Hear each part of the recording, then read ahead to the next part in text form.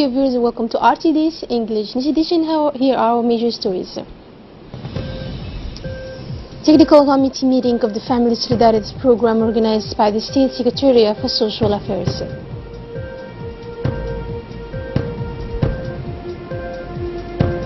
The President of the Olympic Committee decorated by the Enoka in Algeria.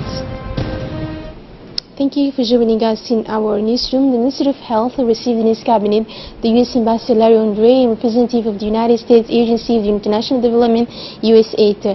The meeting was attended by Director of Dar Hanan Hospital, the Director of Health Visions, and senior advisors to the Minister, and during their discussions, the Minister of Health and Ambassador discussed the highlights of the work agenda and programs in the field of health that will be implemented by the American Agency for the year 2018. Both parties gave an overview of the main achievements as well as the progress of construction projects under design. Discussions also helped to refine the ways and means to promote cooperation between the U.S. Army and the Ministry of Health of Djibouti to lead a joint medical caravan in the country. A meeting of Technical Committee of the National Program for Family Solidarity was held this morning in the Department of Social Affairs. In addition to the Secretary of State for Social Affairs, this meeting was attended by senior executive as well as representative of the various ministerial departments. The purpose of this meeting was to inform the Technical Committee of the progress of the program currently underway. The National Family Solidarity Program makes perfect sense as part of an effective medium and all long-term strategy to increase the resilience of local communities and prevent future crises of substance and vulnerability. This program started in its first phase with 3,362 households distributed in the 5 interior regions with a benefit of 30,000 francs per household. The Secretary of State insisted on the synergy of the various ministerial departments in order to harmonize the social protection of the government toward the needy population. And in her address, the Secretary of State for Social Affairs said that the National Family Solidarity Program focuses on improving the social well-being of individuals and families, benefiting from the enhancement of human capital and the creation of employment opportunities. She said that this program has made it possible to target the most vulnerable segments of our population in order to directly support their purchasing power by leaving the possibility to these households to use and invest these transfers at best according to their specific needs. A signing ceremony on the Partnership Convention between the State Secretariat for Social Affairs and the Ministry Delegate to the Ministry of the Interior in charge of decentralization took place today. This ceremony saw the presence of the Secretary General of the Social Affairs Department, Mrs. Ifrah Ali Ahmed, the Secretary General of the Decentralization, Mr. Mohamed Isse, senior executives of the Ministry of Decentralization as well. Thus, this partnership is part of the desire to display between the two ministries to combine their efforts and the means to provide more effective, more relevant and more targeted responses to the most vulnerable population. The aim of this partnership is to reach out to remote populations living in the peripheries, especially as the study of poverty has indicated that the most remote rural areas suffer more. And in her speech, the Secretary General of the Secretary of State in charge of Social Affairs, Mrs. Ifrah Ali, expressed her immense joy to participate in the ceremony. In addition, the department, she said, have quickly grasped the need to combine their efforts in the field with a view to help vulnerable populations living in remote areas of the interior regions in particular. We are in the summer period. The heat wave and a dusty wind invades the streets and the atmosphere of the city of Djibouti. The horizon remains blurred and invisible because of the dust. The dusty winds are caused by heavy rains in the neighboring country and the heat increases dramatically. The Acting Director General of the National Meteorological Agency, Mr. Haider Mohamed Ali, made a statement in his office to warn the people and to make them aware of how to remain vigilant during this summer period. The General Manager also said that sailors should not be too far from the shores because they will face waves that can cause them enormous risks. As part of the revisions of the curriculum of basic education, a similar reflection on life skills in digital took place on Thursday at the Center for Basic Education Teachers, CFF. The Ministry of National Education and Vocational Training launched this seminar, which is attended by many national education inspectors and CRIPA and executives. The seminar is organized as part of the review of the curricula to reflect on the ways and means of integration into the curricula of skills deemed essential to know the skills of 21st century in the introduction of ICT. To do this, the MENFOP appealed to the International Center for Pedagogical Studies to accompany the commission in charge of the revision of curricula.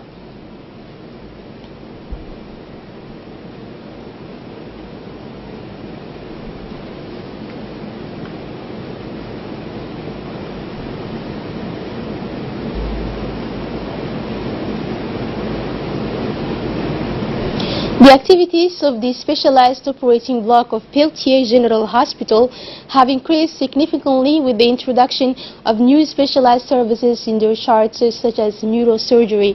If previously lumbar fractures could not be treated in Djibouti and required medical evacuation to foreigners because of lack of technicality, today the Ministry of Health has filled this gap by having renewed specialties in the field in strengthening medical equipment and modern and technical platform.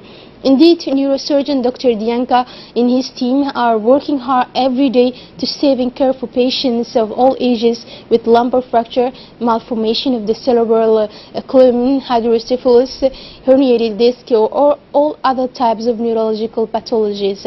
This new strategy aims to provide highly qualified care on site to effectively meet the health needs of the Djiboutian population in quality specialized services at a lower cost. The National Telecommunications Company of Djibouti, Djibouti Telecom, pursues its activity and extends throughout the national territory, this time in Tujero region, which covers an area of 7,500 square kilometers for an estimated population of 86,704 inhabitants. The capital of the region covers 3 square kilometers and 45,000 people live there. To meet the needs of Djiboutians, Djibouti Telecom has set up the 5 large telecommunications post antenna network functional 24/7.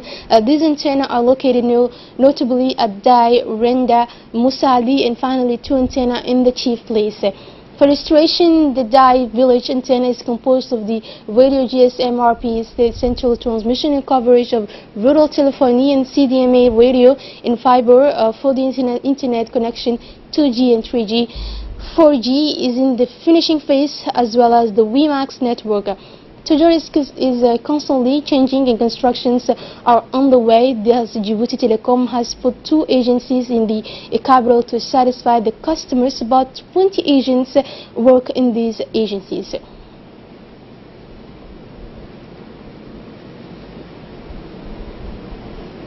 And now let us enlighten you about Djibouti's tourism sector. Djibouti is a territory that has a lot of volcanic traces, and this is a major asset to attract the maximum of tourists. A coastal territory bordered with Ethiopia and Somalia, the Republic of Djibouti presents several heavenly places favorable to international tourism. Tourism is a necessary part of running the country's budget, and several hundred people also benefit. Djibouti's assets at the tourism level are innumerable, with beaches such as the White Sand, the Seven Brothers, but also the Lake Assad, a unique place of its kind in the world, which is at least 153 meters to the level of. However, tourism activities are not heavily invested by the government, but it is still essential for income-generating activities that can meet the needs of the rural population living in this vicinity of these tourist sites. The tourists are dazzled by the charms of the tourist sites of Djibouti, such as the Aloes and the mountain Goda, the locality of Renda, and also the mountain Mabla, known for its softness of the climate, which presents a very particular diversity. Djibouti remains confident of its tourism potential, and the government intends to invest in it to increase its growth.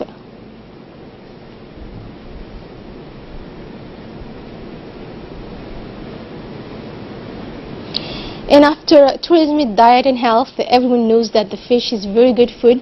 More still, the crustaceans in the fruits are very nourishing for the human nourishment. Tonight we're going to talk about the lobster, very rich in vitamins. There are many varieties of lobsters in our country, especially along the coast of Djibouti. It is a marine crustacean that can be found in places with high temperatures and stony. There are several types of lobsters that has a vital use for human health, rich in nutritional vitamins. It also contains favorable proteins against cardiovascular diseases or vitamin B3, B6 and B12, which is favorable against renal and asthmatic diseases. We can actually eat the lobster with the meal or even only grilled. The consumption of lobster mainly serves for skin diseases. It fortifies the gums and muscle bones, and for the growth of organisms, it facilitates digestion. The lobster is recognized worldwide as a nutritional food of the highest quality. The African Youth Games reserved for young people not exceeding the age of 18 are still at the stage of learning, but that does not mean that they have not received their first positive feedbacks. To prove, 8 years after their first edition held in Rabat, Morocco, the games are still present despite the difficult economic conditions on the continent. Young people, the first organizers of this meeting, are always applicants, and because of this, the participating delegations are numerous. In Paris, the number of athletes is increasing. The first African Youth Games were held from 13 to 18 July 2010 in Moroccan capital, with the participation of some 1,000 athletes in this edition, which saw the final victory of Tunisia. The startup was encouraging enough to further motivate the organizers to increase their efforts to do better during the second edition, which took place from 22 to 31st May 2014 in Gaborone, Botswana, in the presence of 2,500 athletes. To ensure the smooth running of the games, Algeria spared no effort. It wants to offer the best conditions of reception, training, accommodations, and competition to be participating selections and athletes from the African continent. Significant material in human resources were deployed in the two cities selected by the organizing committee of the games to host the competitions. In this case, Algeria is in Tipasa. The latter will house the athletic staffs and officials of rowing, canoeing, and shooting sports events. The Secretary of State for Youth and Sports, Hassan Mohamed Kamil, congratulated Mrs. Aisha Garad Ali, President of the National Olympic and Sports Committee of Djibouti, which is today decorated on July 17, 2018 by NOCA, by current acting President Mustafa Baraf during the extraordinary General Assembly in Algeria on the sidelines of the Third African Games.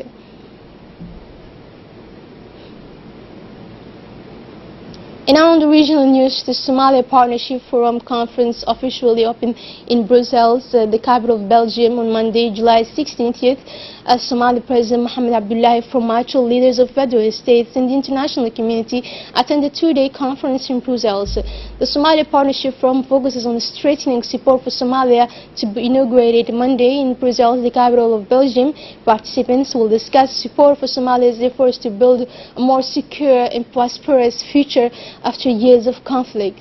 According to a statement by the EU co-organizing the forum with Sweden and Somalia, the conference will co-chair Somali President Mohamed Abdullahi and Swedish Foreign Minister Margot Wallström. Christos Stylianides, a European Commissioner for Humanitarian Aid and Crisis Management, will also participate in this three-day conference. A delegation led by Somali President arrived in Brussels on Sunday. Some leaders of Somali federal member states also joined Belgium to attend the conference.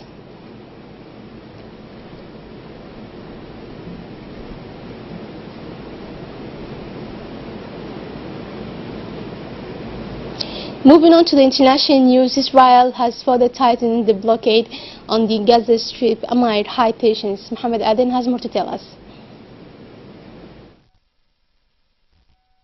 Sunday rockets launched in recent months from the Palestinian enclave, which have caused damage to its agricultural sector and contributed to the risks of conflagration.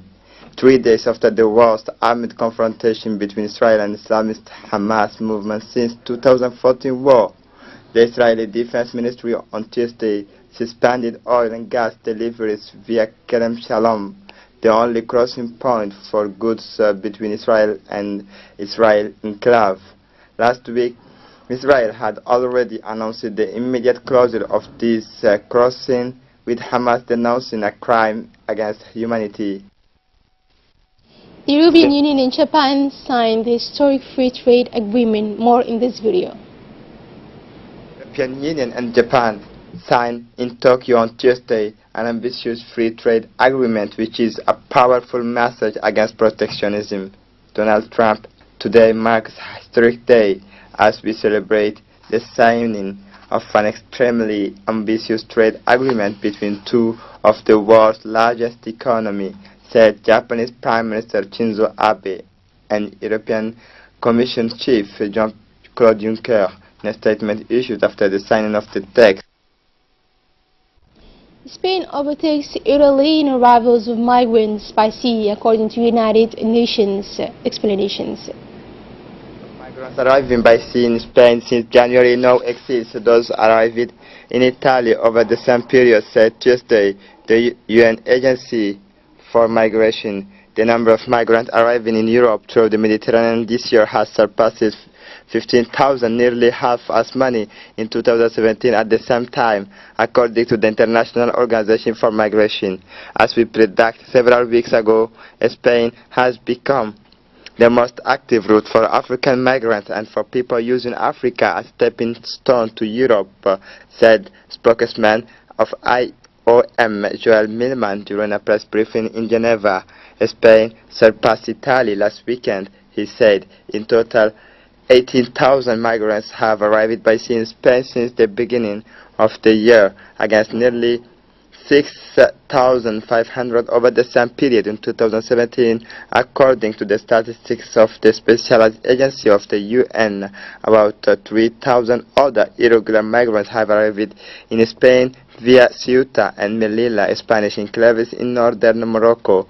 In Italy, arrivals by sea amounted to 17,000 since January, while the country had received 93,000 over the same period in 2017. And to wrap up this edition with sports, Juventus officially presents Cristiano Ronaldo. Details with Mohamed Adam. Cristiano Ronaldo posing the new jersey that Juventus of Turin. The Portuguese star gave his first press conference for her new club to reporters around the world. Transferred from Real Madrid for €100 million, Ronaldo will discover a new championship, Calcio, and he did not hesitate to accept the offer to the sevenfold champions of Italy. It was an easy decision given the aura of Juventus, which I think is one of the best clubs in the world. It was a well thought out decision. At the age of 33, the five-fold Golden Ball says he still has a lot to give for football and says he is different from players of his age who favor lucrative contracts in Qatar or China. Age is not important. I feel good. I am motivated, excited. I will try my best. As always, I am looking forward to starting the championship and trying to win all the titles. And this is it for this edition. Thank you for joining us on RTD channel and have a good night.